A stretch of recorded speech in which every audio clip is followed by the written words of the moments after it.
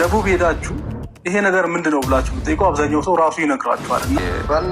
የሚያምር ሱፍ ነው ክላሲክ መስሉ ያላችሁ መስለ አዶናይ የሆነ ታላቁ አዶናይ አብዱኪያርን በድንገት ሰርፕራይዝ አደረገው። ሰርፕራይዝ ያደረገበት ምክንያትስ ምንድነው? ጆን ዳንኤል ባንድ ወቅት ማሞኛል ብሎ መልእክት አስተላልፎ ነበረ።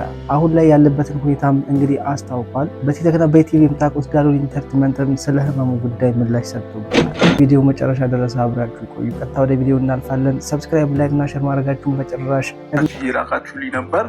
ደቡብ ሄዳችሁ ይሄ ነገር ምንድነው ብላችሁ ብትጠይቁ አብዛኛው ሰው ራሱ ይነግራችኋል። እና ጆን ዳንኤል ሰሞኑን ሶሻል ሚዲያ ላይ የጭንቅላት እጢ ወይም ደግሞ ብሬን ቲዩመር አለበት ተብሎ የሚወራው ነገር ልክ አይደለም፣ እኔ የያዘኝ ሰረብራል ማሌሪያ ነው ብሎ ሲናገር ነበር። እና ለመሆኑ ሰረብራል ማሌሪያ ምንድን ነው?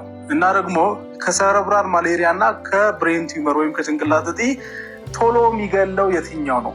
በነገራችን ላይ የማጠብቁትን መልስ ነው በዚህ ቪዲዮ የምታገኙት። እና ሰረብራል ማሌሪያ ምንድነው? የጭንቅላት ወባ ነው ለማታውቁ ሰዎች። እና ወባ ሲይዘን አንድ በጣም መጥፎ ነገር ምንድነው?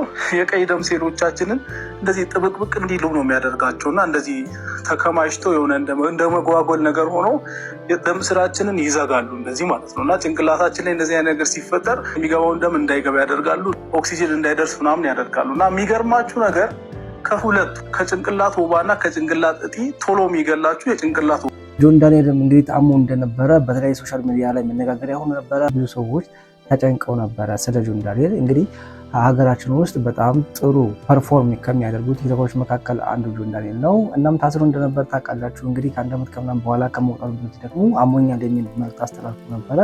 እናም እንግዲህ በጣም ብዙ ሰዎች ተጨንቀው ነበረ። ነገር ግን እንግዲህ ጆን ዳንኤል ወደ ሕክምና ከሄደ በኋላም ሕክምና ተደርጎለት ማላሪያ እንደሆነ ወይም ደግሞ ወባ እንደሆነ ታክሞ አሁን ላይ እንደዳነ በራሱ የቲክቶክ ፔጅ ላይ አጋርቶናል ማለት ነው። ይህ በጣም ደስ የሚል ነገር ነው።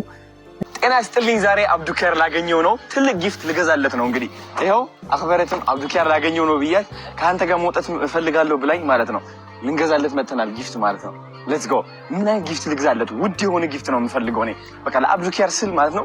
እስከ 200,000 ብር ለማውጣት ዝግጁ ነኝ እኔ ማለት ነው። ሰላም ነው እንዴ? ነኝ አባት ካሜራ ደቅኝብን የመጣው ዛሬ ዝግጁ ነህ ለካሜራው? ቲክቶከር ትሆናለህ። ተው ሰላም በላት ልጄ ነች አክበረት። እሺ እኔ አባት እንደምን አለ? ምን ተሰማሽ ውስጥሽ? ደስ አለኝ። በጣም ደስታ ተሰምቶኛል። በጣም ደስታ ተሰምቶኛል። እስኪ የኔ ማር በይ እስኪ እንደነገሌ አብዱኪያር ቤት ነበረ። አብዱኪያርም እንግዲህ በሚገርም ሁኔታ አቀባበል አድርጎለታል። ከዛ በኋላም እንግዲህ የተባባሉት ነገር በጣም የሚገርም ነው። የተለያዩ የዘፈን ክሊፖችን ሙዚቃዎችንም ከተለያዩ ልጆች ጋር እንደሚሰራ አውቶታል። እናም እንግዲህ አዶናይ አብሮ እንደሚሰራ እንግዲህ እያወራው ነበረ። በፊት እንግዲህ አብዱኪያር እጅግ በጣም ትልቅ ሰው ነው ማለት ኢትዮጵያ ውስጥ ካሉ አንጋፋ አርቲስቶች ከሚባሉት መካከል እንግዲህ አንደኛው አብዱኪያር ነው። አብዱኪያርን ዘፈን እንግዲህ የማይሰማ የማያዳምጥ ሰው አለ ብዬ አላስብም። በጣም የሚገርም ሰው ነው እና በዚህ በሚገርም ሁኔታ ሰርፕራይዝ አድርጎታል። አዶናይ ግን በጣም ይለያል። እግዚአብሔር በጣም የሚገርም ሰው ነው። እናም እንግዲህ አብዱኪያር በጣም ደስተኛ ነበረ እንደምታዩት። እኔ ማለት ታውቂኛለሽ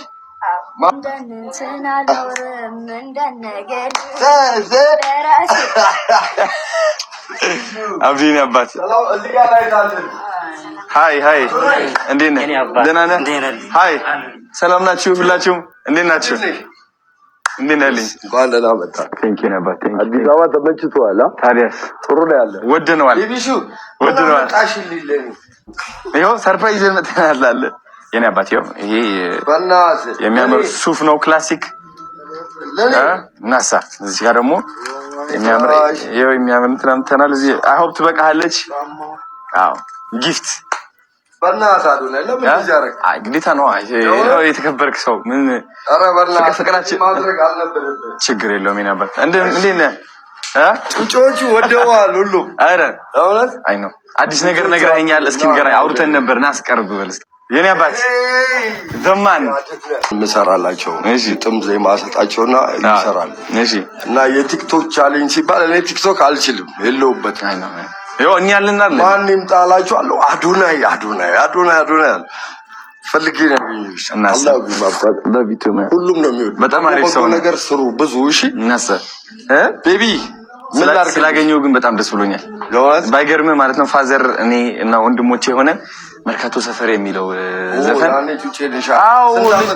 በቃ ህፃን ነበርኩኝ እድሜ አላስታውስም ያን ያህል ነበር በቃ ይቆይ አንተ ስንት ነው አሁን 25 ነው መርካቶ ሰፈር እናንተ ኩዮች ናችሁ በቃ ልጅ ህፃን እያለሁ ፋዘር በቃ ያስደንሰን ነበር ቀውጠኛ በቃ እንትን ይያል እግዚአብሔርን ትልቅ ታሪክ አለኝ ከልጅነት ጀምሮ ሜሞሪ አለኝ በጣም ነው ሞዴ ሰው እንግዲህ አክብረት ትባላለች ልጄ ነች አዎ እንዴት ነሽ ደህና ነኝ እንደናንተና ኖሬ እንደነገሌ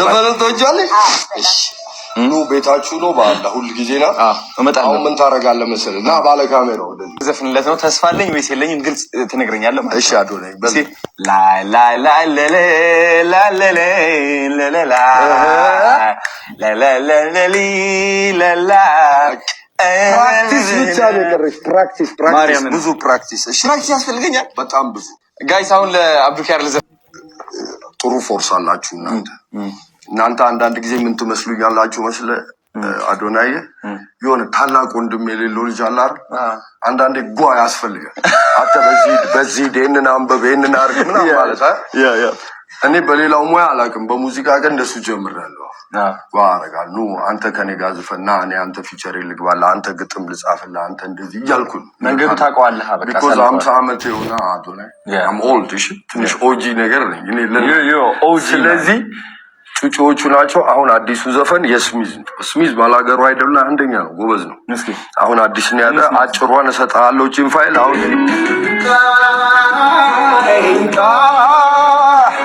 እንኳን ወሬ የፈለገው